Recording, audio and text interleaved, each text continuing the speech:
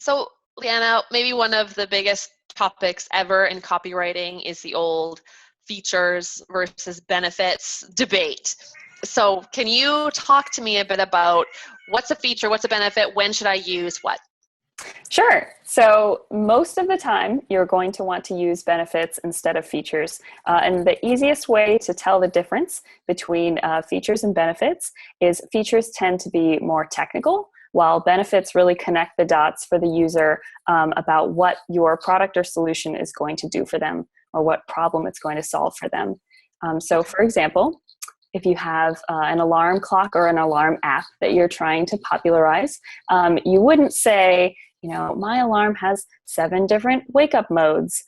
You would really want to say, what is the end benefit to the user there? Oh, well, you're going to wake up refreshed. You're going to wake up feeling like you didn't need an alarm. So you just have to kind of sell instead of tell. It's just connecting the dots for them. That's an excellent point, and I love the little clock guy too. Thank you. Another fun example that I like to tell people about it comes from Claude Hopkins, the OG of copywriting, as I like to refer to him. So he was the person who got people to use toothpaste originally. And if you think about toothpaste, it's kind of gross. I don't know why we don't just call it green tooth globs. But Claude Hopkins figured out the problem. He engineered actually something that people had to think about as a problem, which was the film on their teeth. And then he said, feel minty fresh when you use Pepsodent toothpaste, which is how he created this habit that millions of Americans and hopefully people worldwide have. Nice. Yeah. So you can get people to try your product that way. Yeah, very cool. Good example. Thank you. So, you might think, I don't know what the benefits maybe are, and that's where you can interview your customers and just hear what they're saying about your product or solution. You can even take the words right out of their mouth.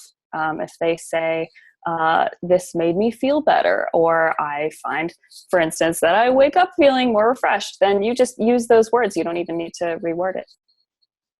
Amen. And as for where you should use features and benefits, my suggestion is as many places as possible, or benefits rather, not just features. I would say start with the header because you need people to read past the header. So put your biggest and best benefit in the header. Another great place would be in your bullet copy, because then you have sort of a bam, bam, bam row of benefits that the user is getting. Yes, excellent. So it's not necessarily that you don't ever want to use features. There are some times when it's appropriate. For example, if you have someone who is at a very high level of awareness already, and they're looking for certain specifications.